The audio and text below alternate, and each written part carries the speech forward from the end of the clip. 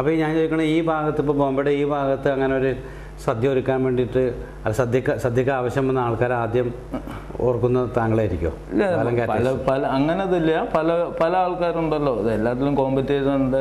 അപ്പം ആർക്ക് ആരെ പറ്റിയോ ആ വിധത്തിൽ അങ്ങനെ വിളിക്കുന്ന ആൾക്കാർ. അല്ല, ഇതിൻ്റെ ഒരു സാധ്യത എന്ന് പറഞ്ഞാൽ ഭക്ഷണം കൊടുത്തിട്ട് കാറ്ററിങ്ങിൽ ഭക്ഷണം കൊടുത്തിട്ട് ആ ഭക്ഷണം ഇഷ്ടപ്പെട്ട് കഴിഞ്ഞാൽ ഒരു മൗത്ത് പബ്ലിസിറ്റി ആണല്ലോ. ഇന്നിപ്പോൾ ബാലേട്ടൻ്റെ ഭക്ഷണം കൊള്ളാം എന്ന് പറഞ്ഞ് എൻ്റെ മകളുടെ കല്യാണം, നിന്റെ മകളുടെ കല്യാണത്തിന് ബാലേട്ട് വിളിച്ച അങ്ങനെ തന്നെയാണ് നമുക്ക് വരുന്ന പണിയൊക്കെ. ഒന്ന് കഴിഞ്ഞാൽ അടുത്ത പണി അത് കണ്ടിന്യൂ ആണ്. അങ്ങനെയാണ് ആദ്യമൊക്കെ. ഇപ്പോൾ നമ്മൾ തുടങ്ങുമ്പോൾ ഉടനെ കല്യാണം എന്തൊന്നും വരില്ല. അപ്പൊ അങ്ങനെ വന്നിട്ടാണ് അന്ന് മര്യാദയ്ക്ക് ഒരു തിരക്കൊക്കെ ഉണ്ട്. ഈ ബിസിനസ് ഇത്ര വർഷം കൊണ്ട് ഏകദേശം 15 വർഷമായി എസ്റ്റാബ്ലിഷ് ആയി. അതെ, എസ്റ്റാബ്ലിഷ് ആയെന്ന് പറഞ്ഞാൽ ബോംബെയുടെ അറിയാവുന്ന മലയാളികൾ ഒരുമാതിരി ആൾക്കാർക്ക് അറിയാം എന്ന് വിചാരിക്കണം.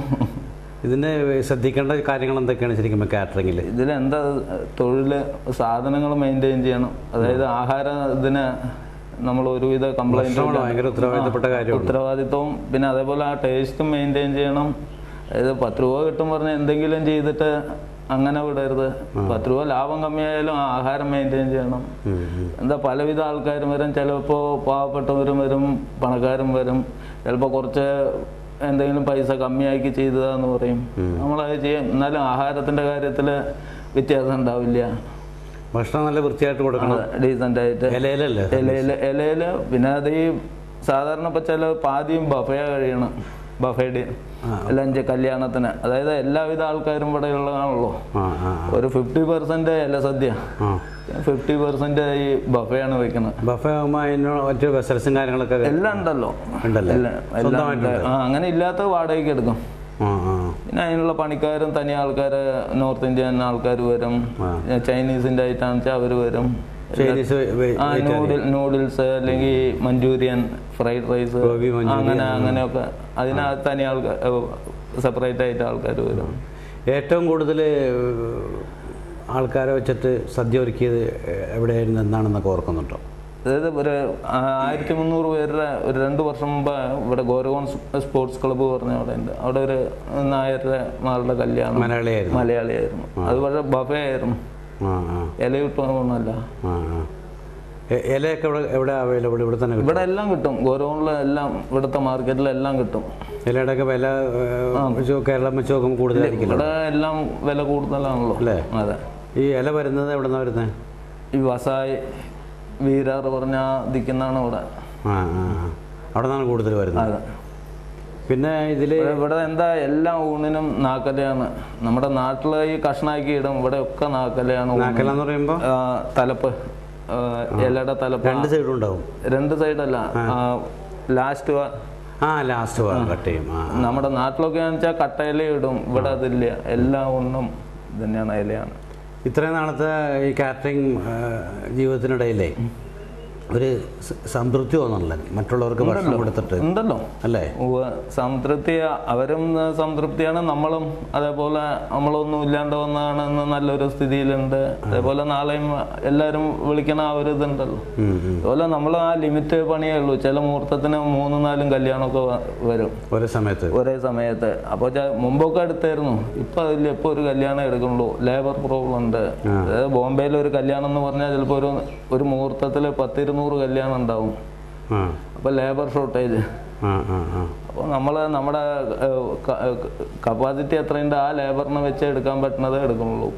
ഇപ്പോൾ മുമ്പ് അങ്ങനെ 2-3 എണ്ണമൊക്കെ ഇല്ല, ഉണ്ടായിരുന്നില്ല. ഇപ്പൊ ഈ തൊഴിലിന് ആൾക്കാർ ജാസ്തിയായി. പണി പിടിക്കാൻ ജാസ്തി ആളായി, പണിയെടുക്കാൻ ആള് കമ്മി. ആ വിധം പണി എന്ന് പറഞ്ഞു കഴിഞ്ഞാൽ കാറ്ററിംഗ് തന്നെ കൂടിയിട്ടുണ്ടാവും. അതെ, അതെ. കൂടി കഴിഞ്ഞപ്പോൾ കാറ്ററിംഗിലാണ് പണി ചെയ്യാനുള്ള ഇന്ന് കുറച്ച് ദിവസം പണി ചെയ്യണ ആൾക്കാർ പിന്നെ ഒരു കാറ്ററിന്റെ കാർഡ് അടിച്ചാൽ അങ്ങനെ ആ വിധത്തില്. അപ്പൊ പണിക്കാർ കമ്മിയായി. ഈ ബാലന്റെ പണിക്കാരിൽ മലയാളികളുണ്ടോ? മലയാളി ഇല്ല. 5-6 നേപ്പാളികളുണ്ട്, തമിഴുണ്ട്, ഒരു മറാഠി ഉണ്ട്. അപ്പൊ ഈ മലയാളി കല്യാണം സർവ് ചെയ്യണതൊക്കെ ഇവരുണ്ട്. ബാക്കി തമിഴന്മാര് ഇതിലും വിട്ടിട്ട് വേണമെങ്കിൽ തമിഴന്മാര് വരും, മാട്ടുങ്ങന്ന് വരും. മലയാളി സദ്യ ഒരുക്കുമ്പോൾ മലയാളി സദ്യക്ക് വേണ്ടിയിട്ടുള്ള പണ്ടാരി ശരിക്കും പറഞ്ഞു കഴിഞ്ഞാൽ മലയാളിയല്ലേ? ആഹാരം ഒരുക്കണം. ഇല്ല, എല്ലാവർക്കും അറിയാലോ. ഇവിടെ ബോംബെയിലെ എല്ലാ പണിയും എല്ലാവർക്കും അറിയാം. അല്ല അപ്പം നമ്മുടെ കേരളത്തിൽ അതേ തനിമയുള്ള അതേ ഉണ്ടാക്കും കിട്ടും ആണോ?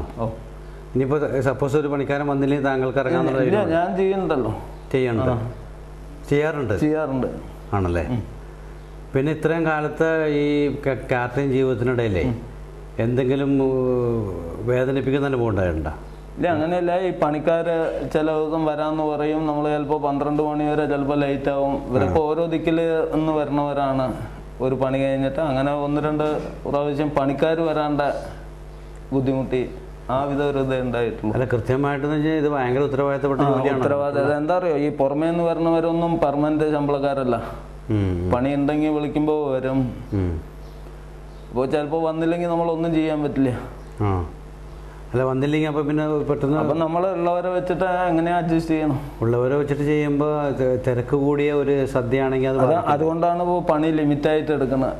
അല്ല, അങ്ങനെ അപ്പം അങ്ങനെ വല്ല അനുഭവം ഉണ്ടായിട്ടുണ്ടോ? ഉണ്ടായിട്ടുണ്ട്. 2-3 വർഷം മുമ്പ് ഉണ്ടായി. അതുകൊണ്ട് പണി കുറച്ചു ഇപ്പോൾ. അതെന്തായിരുന്നു സംഭവം? അതന്നെ, പണിക്കാരെ ഒരു 5-6 പേരെ പറഞ്ഞിട്ട് 5 പേര് വന്നില്ല. ഒരാൾ മാത്രം വന്നിരിക്കണം ഈ സപ്ലൈ ചെയ്യാൻ വിളമ്പണവരെ. ഉള്ളിൽ വെപ്പുകാരെ വെച്ചിട്ട് അഡ്ജസ്റ്റ് ചെയ്ത് എങ്ങനെ ഇതായി. അപ്പോൾ നമ്മുടെ കയ്യിൽ എന്ത് കപ്പാസിറ്റി ഉണ്ടോ അത് വെച്ചിട്ട് എടുക്കൂ. ബാക്കി ഇന്നൊരാൾ വരുമെന്ന് പറഞ്ഞിട്ട് അങ്ങനെ കേൾക്കാറില്ല. വന്നാൽ ഒന്നുമില്ലെങ്കിൽ ഇല്ല, ആ വിധത്തിൽ എടുക്കാം. ഇപ്പോൾ ഈ സദ്യ എന്ന് പറയുന്നത് കുറേ കാലങ്ങളായിട്ട് ഒരേ രീതിയിൽ ഓരോ ഐറ്റംസ് ആണോ ശരിക്കും പറഞ്ഞു? നമ്മുടെ മലയാളി സദ്യ പറഞ്ഞാൽ ഒരേ ഐറ്റം. പായസം ഡിഫറൻ്റ് ആയിട്ട് ഇതാക്കാം. ബാക്കി സാമ്പാർ പറഞ്ഞാൽ സാമ്പാർ തന്നെ, ആ വിധത്തിലേ ഉള്ളൂ. പിന്നെ വേറെ എന്തൊക്കെ ഐറ്റം തന്നെ ഇവിടെ കൊടുക്കുമ്പോൾ മലയാളികൾക്ക് വേണ്ടിയിട്ട്? മലയാളത്തിൽ പറഞ്ഞാൽ തന്നെ ഈ പച്ചടി വരും, കൂട്ടുകറി ഇല്ലെങ്കിൽ എരിശ്ശേരി പറയും ചിലവർ. പിന്നെ കാളൻ, ഓലൻ, അവിയൽ, തോരൻ. പിന്നെ ഈ ചിലവർ ഓലിന് പകരം സ്റ്റൂ ആക്കും, ഈ ഉരുളക്കിഴങ്ങിൻ്റെ. പിന്നെ 2 അച്ചാറുണ്ടാവും. പിന്നെ 2 ഉപ്പേരി, നെയ്യ്, പരിപ്പ്, സാമ്പാർ, രസം, മോര്, പപ്പടം, പായസം. ഇതാണ് ഫുൾ സദ്യ. ഈ പിന്നെ പഴം ഉണ്ടാവും. പഴം ഇപ്പോൾ അധികം ആരും വയ്ക്കില്ല. അങ്ങനെ വേണമെന്ന് പറഞ്ഞവരെ ഈ കൈ കഴുകണ ഇടത്തിൽ ഒരു തട്ടിൽ അവിടെ വയ്ക്കും. ഇലയിലിടുമ്പോൾ അത് വേസ്റ്റാണ്. അപ്പോൾ തട്ടിൽ വയ്ക്കും. ആഹാരം കഴിച്ച് കൊണ്ടുവരണവർ കൈ കഴുകിയിട്ട് വേണ്ടവർ കഴിക്കും. ഇലയിലിട്ടാൽ പാതി കളയേണ്ടി വരികയാണ്. ഈ കേരളത്തിലെ സദ്യ കൂടാതെ തന്നെ മറ്റുള്ള ഏതൊക്കെ ദേശക്കാർക്ക് ഇവിടെ? ഏത് ദേശം? കേരളീയർ കഴിഞ്ഞ പിന്നെ കൂടുതൽ ഓർഡർ കിട്ടുന്ന ആർക്കാ? അങ്ങനെയല്ല. അപ്പോൾ ഈ ഹാളില് ഗുജറാത്തികൾ ഹാൾ ബുക്ക് ചെയ്യും, മറാഠികൾ ചെയ്യുന്നുണ്ട്. എല്ലാം ചെയ്യാൻ പറ്റും. എല്ലാ ഐറ്റവും അത് ആള് വരും. അതിൻ്റെതായിട്ടുള്ള ആൾക്കാര്. അപ്പോൾ ഗുജറാത്തികൾ എന്ന് പറയുമ്പോൾ ഗുജറാത്തികളുടെ ഭക്ഷണത്തിന് എന്താ ഒരു ഡിഫറൻറ്റ്? അവരുടെ ഈ ബാജി പറഞ്ഞ ഈ കറികളൊക്കെ വേറെയാണ്. ഉന്തിയ പറയും, അങ്ങനെ പല വിധം. അവരുടെ ഒരു മധുര ഐറ്റങ്ങളാണ് അവരുടെ. മധുരം പറഞ്ഞാൽ എല്ലാത്തിനും മധുരം ഉണ്ടാവും, എല്ലാ കറിക്കും. പിന്നെ അതുകൂടാതെ ചോറിന് മുമ്പ് വേറെ റൊട്ടി ടൈപ്പ്, അങ്ങനെ പൂരി, റൊട്ടി, അതൊക്കെ ഉണ്ടാവും.